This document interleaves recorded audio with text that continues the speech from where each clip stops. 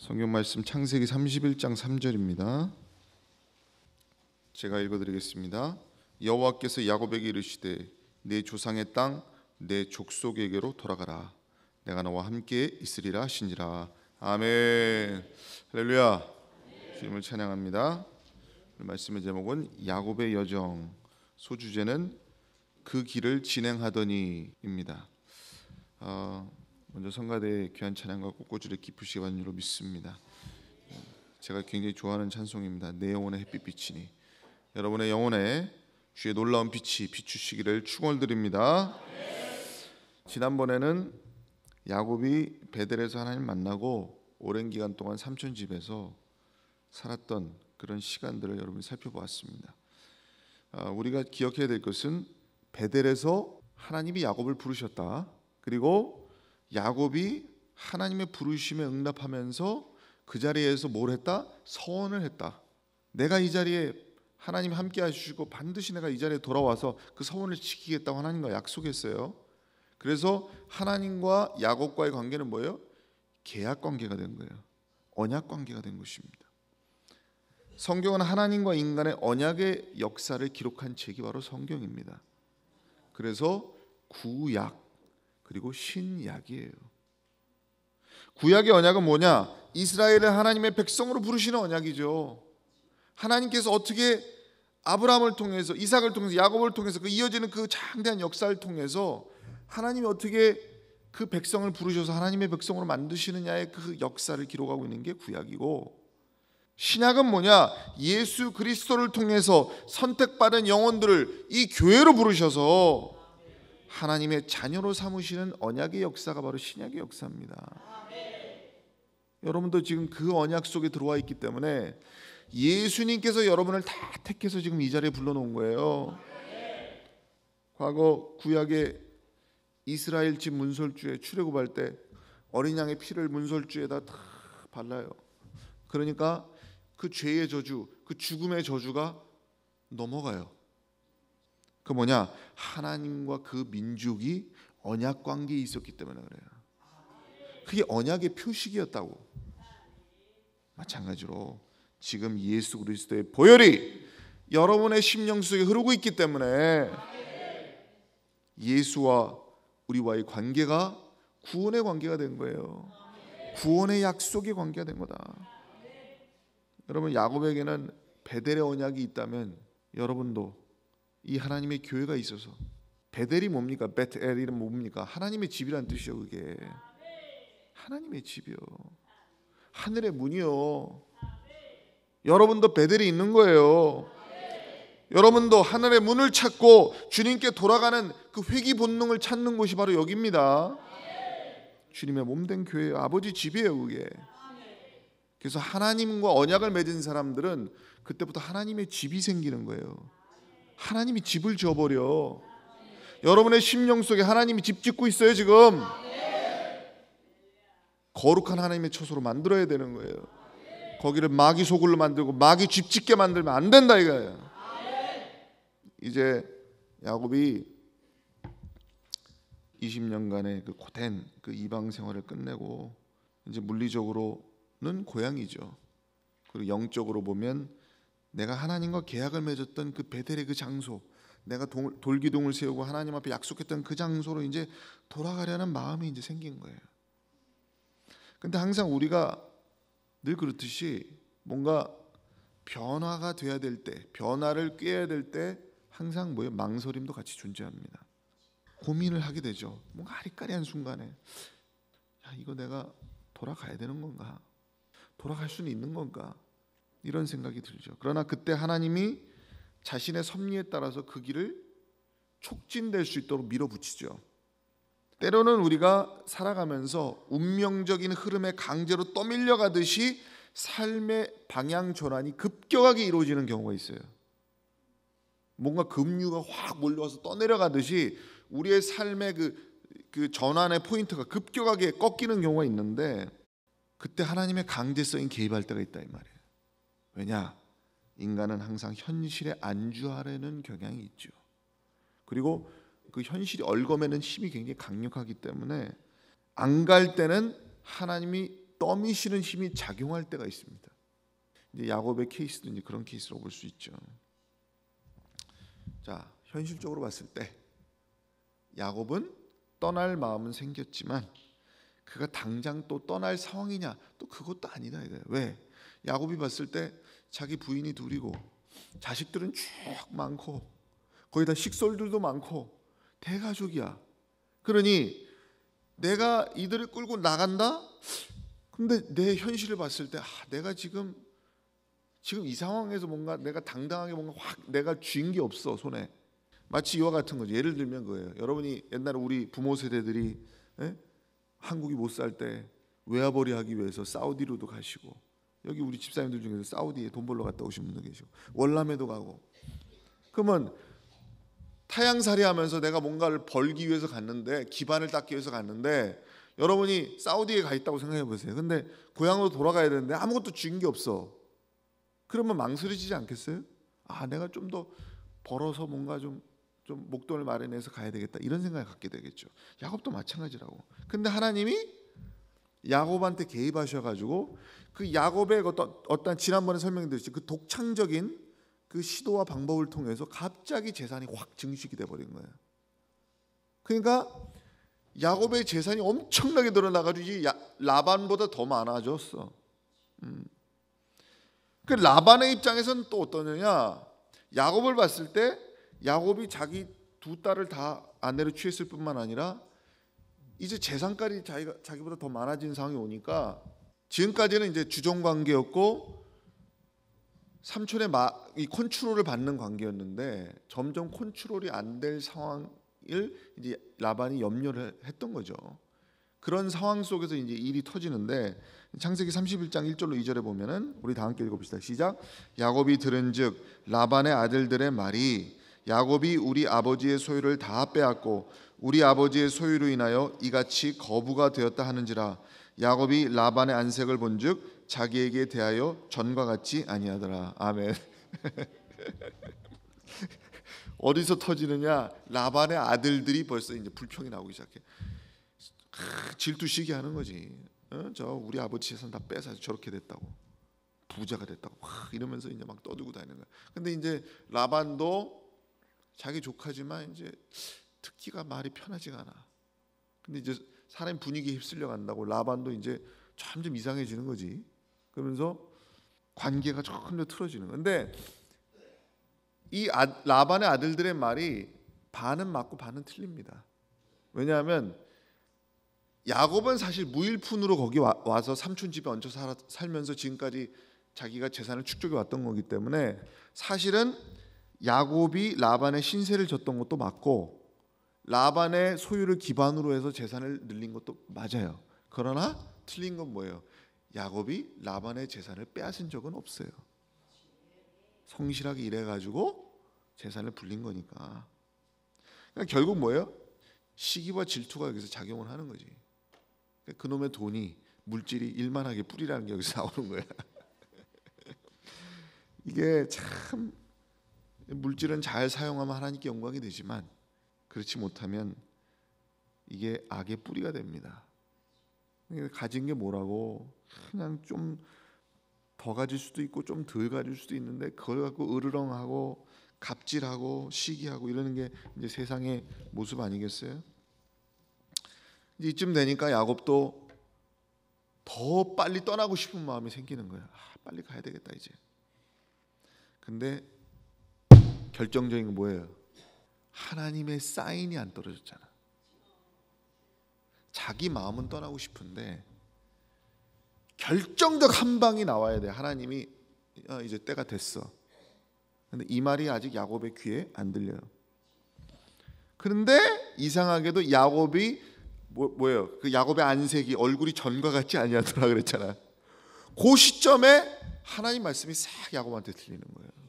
뭐라고 하느냐? 창세기 31장 3절에 읽겠습니다. 시작. 여호와께서 야곱에게 이르시되 내 조상의 땅 내 족속에게로 돌아가라. 내가 너와 함께 있으리라 하시니라. 아멘. 이제 돌아가라는 거예요. 오케이, 사인이 떨어졌어. 만약 이 음성이 없었다면 야곱이 아마 좀 더 있었을 수도 있어요. 왜? 망설여지니까. 근데 이제는 하나님의 신호가 떨어졌다. 따라하십시다. 내 때가 있고 하나님의 때가 있다. 우리가 살면서 이거 잘 분별하며 살아야 돼요.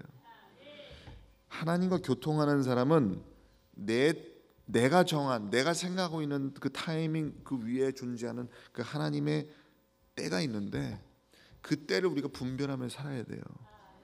근데 그거 하기가 대단히 어렵습니다. 그거 하기 위해서 우리가 하나님과 접촉면을 넓게 갖고 있어야 돼요. 기도 많이 하고 하나님과 교통하고 하나님께 의뢰하는 삶을 살면 그게 다 이 하나님의 때에 대해서 우리가 하나님께서 분별해 주시고 인도해 주시게 돼 있어요. 할렐루야. 이제 고향으로 향하는 그 야곱의 입장에서 여러분이 야곱의 입장에 한번 되어보세요. 내가 야곱이라고 생각해 보세요. 내가 집에서 실수를 하고 덜커덕 팥죽 한 그릇에 사기를 치고 나왔어. 그래서 20년간 삼촌 집에 얹혔어. 그래서 뭐 거기서 뭐 좋은 일도 슬픈 일 다 있었어. 고생도 많이 했고 서러움도 있고 한도 있었어. 내가 야곱이야. 여러분 다 야곱이에요 지금. 그러면 20년이 지난 이 시점에서 지금 하나님이 돌아가라고 이제 명령을 했잖아요. 그러면 돌아가는 이 시점에서 야곱이 지난 날을 생각했을 때 어떤 기분이 들까?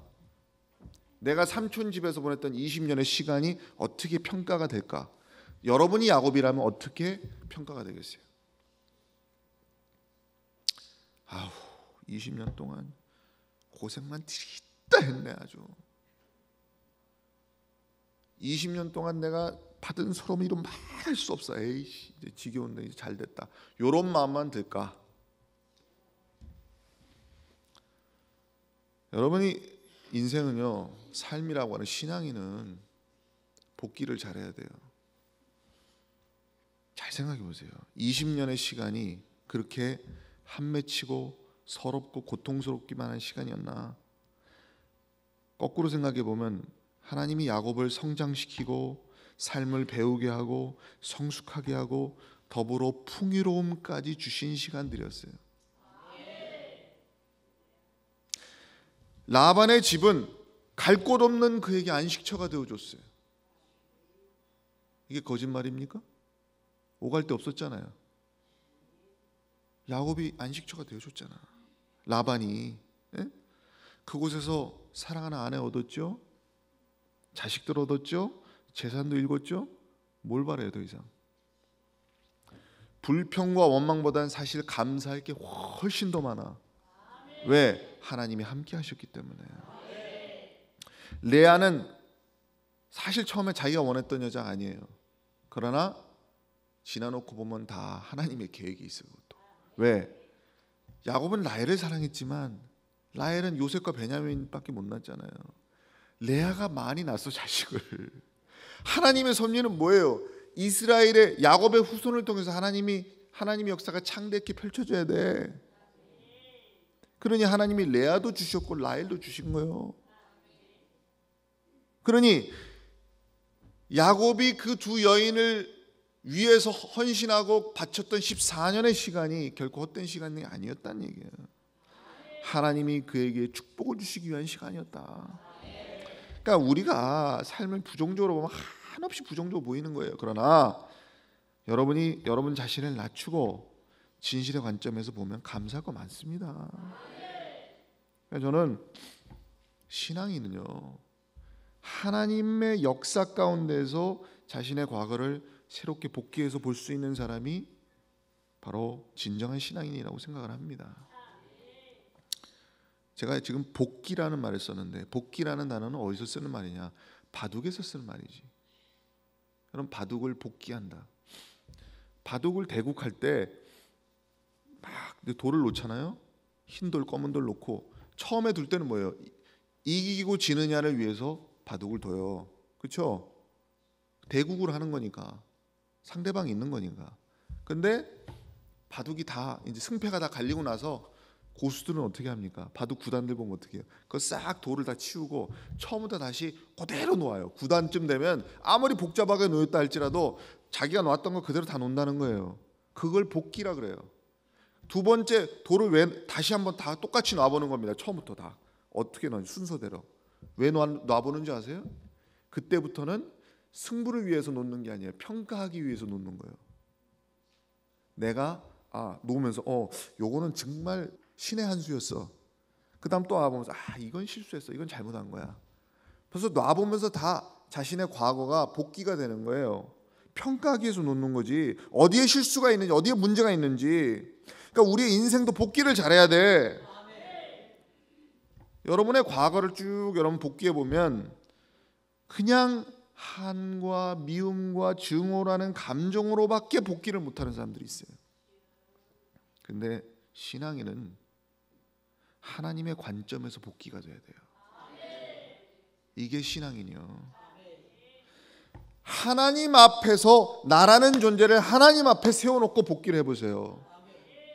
그러면 감사할 게 보이고 내가 부족한 게 보이고 하나님이 해주셨던 게 다 보여. 내 한마디로 내 주제 파악이 돼. 내 주제 파악이 되는 거예요. 그러니까 인간 대상으로 복귀하지 마세요, 삶을. 그렇게 되면 미움, 증오, 섭섭함 막 그런 것만 나와. 하나님 다 묻혀버려. 하나님 앞에 날 세워놓고 인생을 복귀하세요. 그게 여러분의 신앙의 수준을 결정합니다. 신앙의 수준을 결정해요. 창세기 31장 4절 5절 우리 함께 읽어봅시다. 시작. 야곱이 보내어 라헬과 레아를 자기 양떼 있는 들로 불러다가 그들에게 이르되 내가 그대들의 아버지의 안색을 본즉 내게 대하여 전과 같이 아니하도다. 그러할지라도 내 아버지의 하나님은 나와 함께 하셨느니라. 아멘. 할렐루야. 여러분의 삶도 지금 야곱이 그러잖아요. 당신들의 아버지의 얼굴이 전과 같지 않지만 그럼에도 불구하고 내 아버지 하나님 나와 함께 하신다. 그러니까 우리의 삶에 풍파와 고난과 굴곡이 있을 수 있지만은 그 안에서 늘 하나님이 나에게 주신 거, 하나님이 함께 하여 주신 것을 여러분 중심으로 여러분 기억을 해야 돼요. 그러니까 상황에 묻히지 마세요. 사람에 묻히지 마시고 감정에 묻히지 마시고 그러게 되면 하나님이 묻혀버린다니까. 여러분의 역사에 여러분의 삶의 핸들을 쥐고 계신 하나님이 묻혀버려. 근데 야곱은 지금 다행히도 야곱도 섭섭함이 왜 없겠어요. 그러나 여기서 뭐라고 해요? 그러할지라도 하나님이 나와 함께 하셨다. 하나님을 묻어버리지 않잖아요. 여러분 최소한 삶을 살면서 이 고백이 나와야 됩니다. 창세기 31장 11절로 우리 읽겠습니다. 시작. 꿈에 하나님의 사자가 내게 말씀하시기를 야곱아 하기로 내가 대답하기를 여기 있나이다 하매 라반이 내게 행한 모든 것을 내가 보았노라. 나는 베델의 하나님이라. 내가 거기서 기둥에 기름을 붓고 거기서 내게 서원하였으니 지금 일어나 이곳을 떠나서 내 출생지로 돌아가라 하셨느니라. 아멘.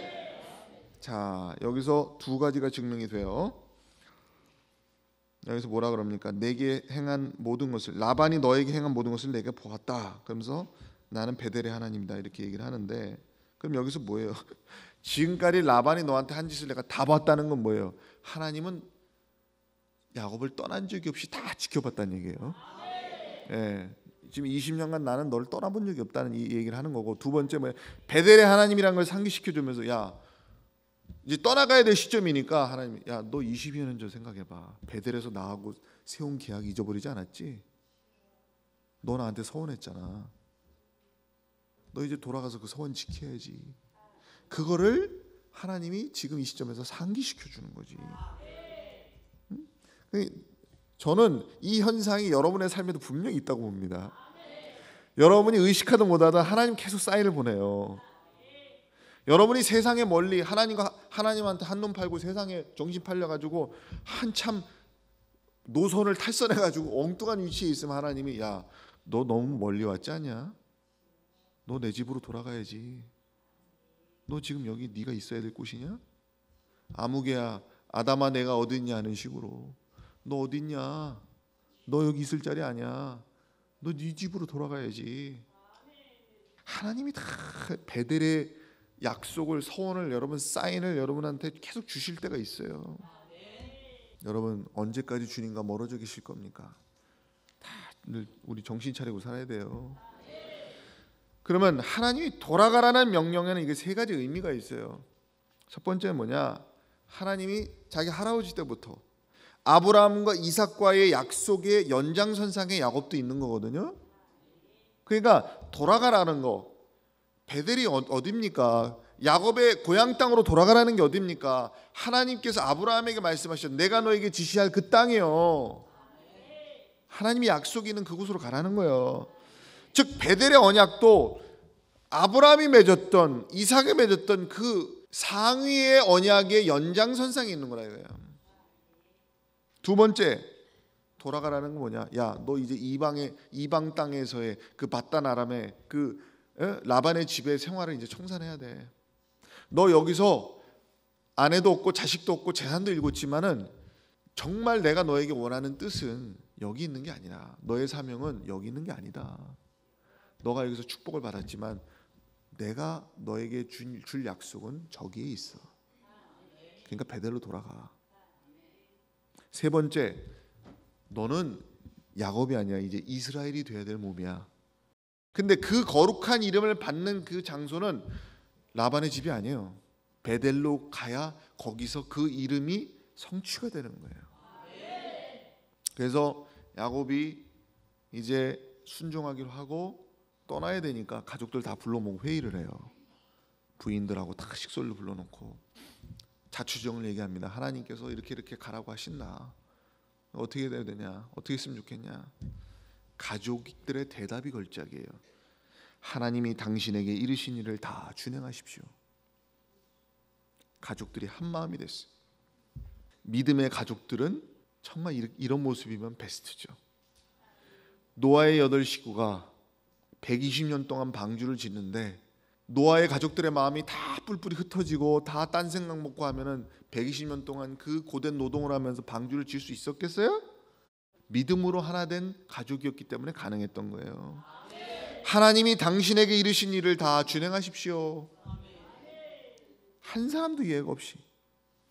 참 야곱의 가족은 믿음의 가족이었다, 이런 평가를 할 수가 있습니다.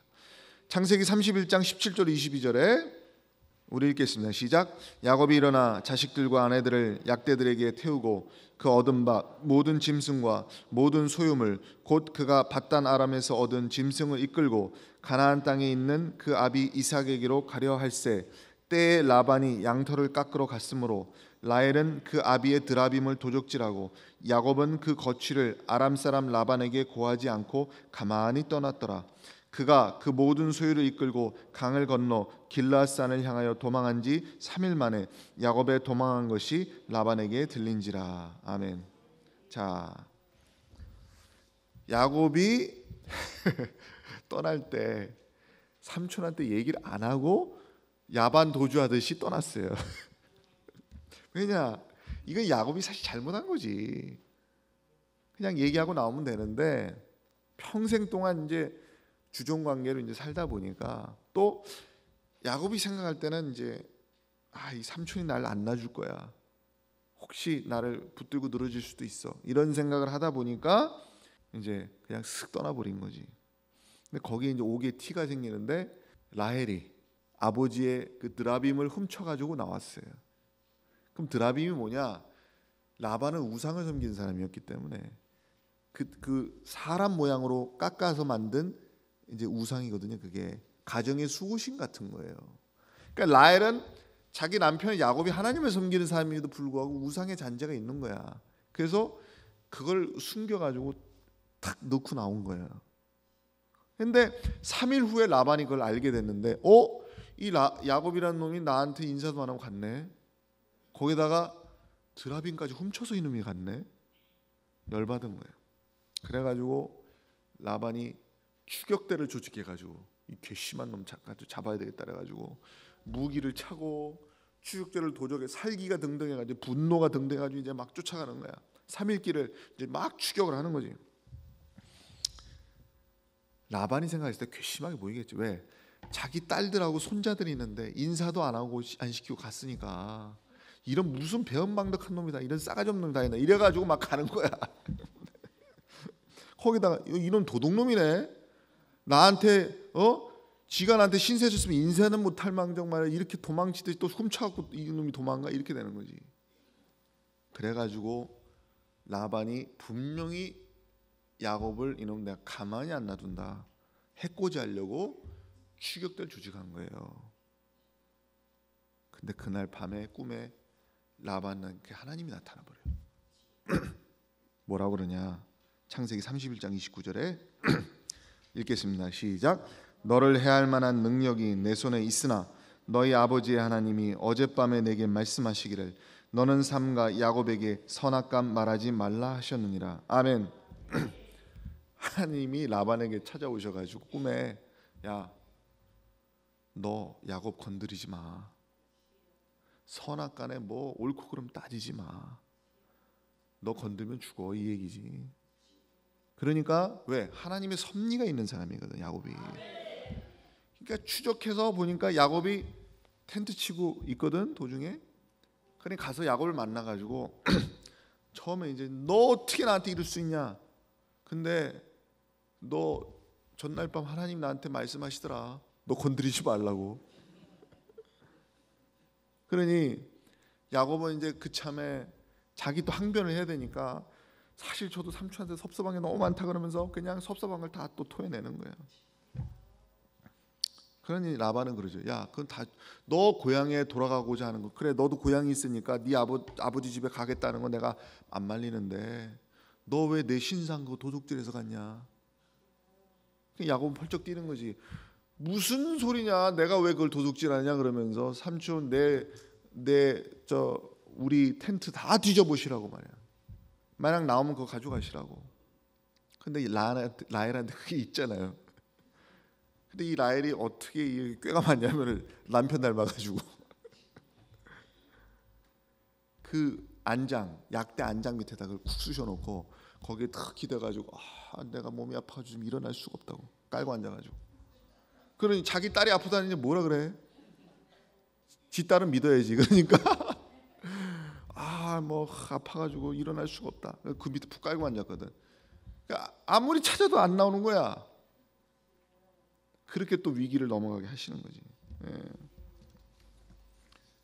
결국 라반은 어차피 이제 자기가 괘씸해서 왔지만은 보니까 다 자기 딸들이고 다 자기 손주들 아닙니까? 그러니 뭐 내가 이들한테 어떻게 하랴? 그러면서 야곱과 화해하고 이제 그 자리에 돌기둥을 세우고 야곱과 언약을 맺어요. 이 언약이 기가 막힌 거예요. 제가 한 세 구절 읽어드리겠습니다. 31장 44절에 이제 오라 너와 내가 언약을 세워 그것으로 너와 나 사이에 증거를 삼을 것이니라. 창세기 31장 52절에 이 무더기가 증거가 되고 이 기둥이 증거가 되나니 내가 이 무더기를 넘어 내게로 가서 해하지 않을 것이요 내가 이 기둥을 넘어 내게로 와서 해하지 않을 것이라. 서로 룰을 정하는 거예요. 경계를 정하는 겁니다. 창세기 31장 55절에 라반이 아침에 일찍 일어나 손자들과 딸들에게 입맞추며 그들에게 축복하고 떠나 고향으로 돌아갔더라. 참 여기서 좀 아름다운 모습이에요.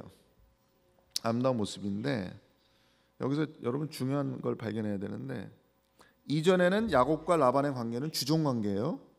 얹혀 사는 관계니까 라반의 말대로 이렇게 야곱이 들어야 됐었고, 근데 이제는 라반과 야곱이 경계를 세웠다 그랬어요. 이곳을 넘어서 너가 나를 해치지 않고 나도 너를 해치지 않고 룰을 정하는 거예요. 그러니까 이게 굉장히 중요해요. 그 둘의 언약 사이에는 누가 보증인이 돼요? 누가 그 증인이 되는 거예요? 하나님 증인이 되죠. 언약이란 건 그런 거예요. 이 돌을 세우는 거기에 하나님을 증인으로 해놓고 거기다가 증거를 삼는 거야. 그러니까 우리의 삶에도 이런 게 필요해요. 우리의 삶의 증인은 뭡니까? 중심은 뭐예요? 경계는 누가 정해요? 하나님이 정하셔요. 하나님의 말씀이 룰로 세팅이 되어 있어야 돼요. 그래서 우리가 교회 나오고 신앙생활하는 게 왜 중요하냐면요, 우리의 삶이 하나님의 말씀으로 세팅을 해놓는 거예요. 경계를 세우는 거예요. 내가 넘어야 될 선을 딱 정해놓고 사는 거지, 우리 크리스찬은. 근데 그 선의 줄은 누가 그어요? 하나님의 말씀이 그어지죠. 그래서 여러분 가족과의 관계도 마찬가지예요. 아내로서의 경계, 남편으로서의 선, 또 자식으로서의 선, 부모로서의 선, 그거 다 누가 정해줍니까? 하나님의 말씀이 우리에게 표준이 되는 거예요. 우리가 세상 살면서도 아니 어느 날 살다 보니까 내가 이거 누가 나한테 자꾸 보증을 서달라고 그래. 근데 우리는 그때 하나님의 말씀이 딱 경계로 딱 돼 있는 거예요. 성경에 보증 쓰지 말라 그랬어. 그게 룰이야, 룰. 그래서 경계가 없으면 말씀 중심으로 우리가 세팅이 안 돼 있으면 안 되는 거예요. 여기서 그러니까 화해가 되잖아요. 화해가 되고 불편한 관계가 해소가 되지 않습니까? 그러니까 우리가 주 안에서도 우리가 하나님이 세우신 모든 경계가 우리 안에서 이루어져야 된다. 그리고 라반이라는 인물은 자기 이제 딸들하고 손주들한테 입 맞추고 축복을 해주고 이제 자기 고향으로 돌아가잖아요. 라반이. 요 시점부터 라반은 역사 속으로 사라져 버리죠. 성경에서 나타나질 않아요. 다른 데에서. 근데 저는 라반이라는 인물을 의외로 제가 굉장히 높게 평가를 합니다. 왜냐하면 물론 삼촌으로서 야곱에게 좀 가혹하게 하고 섭섭하게 한 것도 있지만은 야곱에게는 진짜 고마운 사람이에요. 고마운 사람입니다. 그가 없으면 오늘의 야곱이 없어요. 어디 기댈 거야 야곱이.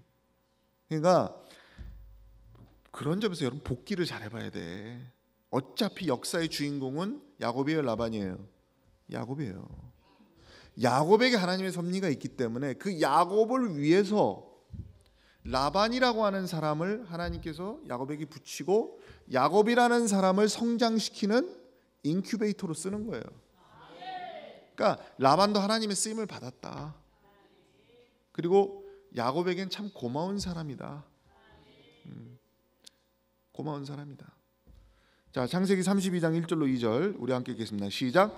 야곱이 그 길을 진행하더니 하나님의 사자들이 그를 만난지라. 야곱이 그들을 볼 때에 이르기를 이는 하나님의 군대라 하고 그 땅 이름을 마하나임이라 하였더라. 아멘. 자, 여기서 밑줄 쳐놨죠. 야곱이 그 길을 진행하더니, 이게 오늘 말씀의 소주제이기도 한데,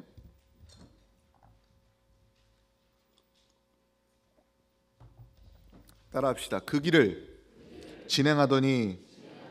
네, 그 길을 진행하더니. 그 길이 무슨 길일까요? 하나님이 명령하셔서 돌아가라고 하셔서 가는 그 길. 지금 하나님의 뜻을 쫓아서 베델이라고 하는 곳으로 가는 그 길이 그 길이지. 왜 그 길이냐? 그 길은 야곱의 길이지만 하나님의 섭리와 맞는 길이에요. 하나님의 섭리와 같은 길이란 말이에요. 내가 가는 지금 이 길이 하나님의 섭리와 같다면 그 길에 하나님이 함께하지 않겠어요? 당연히 함께하지. 그러니까 야곱이 그 길을 가는데 그 마하나임이라고, 거기서 하나님의 군대를 만나게 돼요. 그 길에서. 근데 여기 성경에 자세히 나와 있지는 않지만, 야, 야곱이 어떻게 하나님의 사자를 만났을까? 아브라함처럼 부지 중에 천사를 데려받듯이 말이야, 하나님의 사자를 맞이하듯이 그런 식으로 직접 대면했느냐, 아니면 꿈속에 만났을까? 저는 전자일 가능성이 훨씬 높다고 봅니다. 나중에 야곱이 하나님의 사자와 씨름하잖아요. 그런 것을 봤을 때 야곱이 직접 하나님의 사자를 목도했을 가능성이 굉장히 많아요. 그러면 이 사람들이 누구냐? 하나님의 사자가 누구냐? 하나님의 군대가 누구냐? 누구겠어요? 20여 년 전에 베델에서 꿈에서 하늘문이 열리고 사닥다리가 있는데 오르락 내리락 하는 그 존재들이 이 사람들이야. 하나님은요, 야곱에게 너 이제 돌아갈 때가 됐어. 라반에게 또 나타나서 너 야곱 건드리지 마. 지금 또 나타나서 하나님의 군대가 내가 너를 호위하고 있어. 너 거길 계속 가. 그 사인 주는 분이 누구예요? 가만 안 잡히세요? 20여 년 동안 한 번도 눈을 떼지 않았던 그분. 여러분, 하나님의 관계를 우습게 보시면 안 됩니다. 여러분, 눈에 보이지 않는다고 하나님 우습게 보면 안 돼요. 하나님이 함께 하십니다. 여러분, 믿음의 눈으로 그분을 응시하셔야 돼요. 응시하셔야 돼. 그러니까 여러분도 하나님의 군대가 야곱을 쫙 호위하고 있는 걸 보는데, 여러분도 하나님의 보호하심이 없을 것 같아요? 다 있어. 그럼 왜 이렇게 방금 전에 좀 전에 라반한테 나타나서 너 야곱 건드리지 말라고 말씀하셨다는 것을 야곱도 들어서 알잖아요. 얼마 안 됐잖아. 야, 하나님이 우리 삼촌 꿈에까지 나타나시는구나. 나를 건드리지 말라고 그러시는구나. 그거 들은 지 얼마 안 됐는데 또 지금 하나님의 군대가 길에서 만나는 거야. 그 왜 이런 현상이 나타나요? 야곱이 진짜 걱정하는 건 라반이 아니에요. 에서지. 지금 마음 졸이면서 운명의 순간으로 지금 간이 콩알만해져 가지고 지금 야곱이 고민하고 있는 거는 아유 형을 만나야 되는데 큰일 났네 이거거든. 20년 전에 사고 치고 나왔잖아. 그 형이 나를 어떻게 잡아 죽일지 몰라. 나는 이제 고향으로 가야 되는데 사고를 치고 나왔기 때문에 이제 형을 맞닥뜨려야 되는 그 상황이 불안해 죽겠는 거예요. 근데 하나님은 계속 그에게 안심시키면서 야, 내가 너와 함께 한다. 너 형과 이제 곧 대면하는 그것도 걱정하지 말란 뜻이거든. 그게 내가 너를 지켜주겠다. 왜? 하나님이 약속했잖아요. 너가 고향 땅으로 이곳으로 돌아오기까지 내가 너를 지켜주겠다고 한 게 베들의 약속 아닙니까?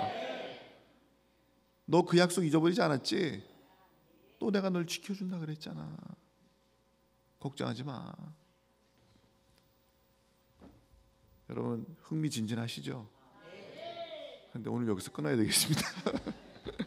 다음에 기가 막히게 또 얘기가 있어요. 그러니까 오늘 말씀을 정리하면은 오늘 말씀의 제목이 그 길을 진행하더니, 이 말엔 숨은 뜻이 있다. 여러분 그 길을 진행하고 계십니까? 네. 여러분은 지금 그 길을 가고 계세요? 네. 이 말의 뜻은 굉장히 중요한 얘기예요. 그 길을 진행하더니 이 말의 뜻을 여러분 제가 영적으로 숨은 의미를 여러분 찾아드리면 우리 인생에는 방향성이 있다는 뜻입니다. 자, 따라하십시다. 우리 인생에는 방향성이 있다. 네. 그 방향이 어디예요? 베델이에요. 하나님의 집으로 하나님께 나아가는 삶, 하나님께 돌아가는 삶입니다. 여러분 우리가 위치는 가끔 이탈할 수 있어요. 가끔 헤매일 수는 있어요. 그러나 방향을 잃어버리면 우리 신앙은 끝장입니다. 길은요 돌아갈 수도 있고 굽어갈 수도 있고 휘어갈 수도 있는 거예요. 그러나 목적이 틀어지면 끝나는 겁니다. 여러분 내비게이션을 틀을 때 계속 재탐색할 수 있는 거는 그 내비는 목적지는 고정돼 있으니까 어디 가도 글로 다시 가는 거라고. 그 길을 진행하더니 이 말은 굉장히 중요한 말이에요. 그 길, 목적이 고정돼 있어야 된다. 여러분 하나님이라고 하는 그 방향성을 잃으면 여러분 신앙 끝나요. 그러니까 여러분 지금 잠깐 위치를 이탈할 수도 있고 길을 약간 헤맬 수도 있는데 이게 중요한 게 아니에요. 여러분 지금 방향성을 회복하셔야 돼. 그 길을 진행하더니 그건 ing예요. 현재 진행형이라 이 말이에요. 멈춰져 있으면 그건 죽는 거라 이 말이에요. 여러분이 그 길을 멈추지 않고 진행할 때 하나님이 함께 하십니다. 멈춰 있으면 하나님의 살아계심을 못 봐요. 계속 진행하는 과정 가운데 하나님의 살아계심을 봐야지. 이제 여러분 야곱의 여정이 베델과 이제 가까워지고 있어요. 지금 이야기에 이제 쭉 그렇게 흘러가고 있죠. 여러분도 살면 살수록 인생은 베델과 가까워집니다. 그러니 이제 여러분 이제 다음에 베델로 향한 마지막 여정을 들여다보겠습니다.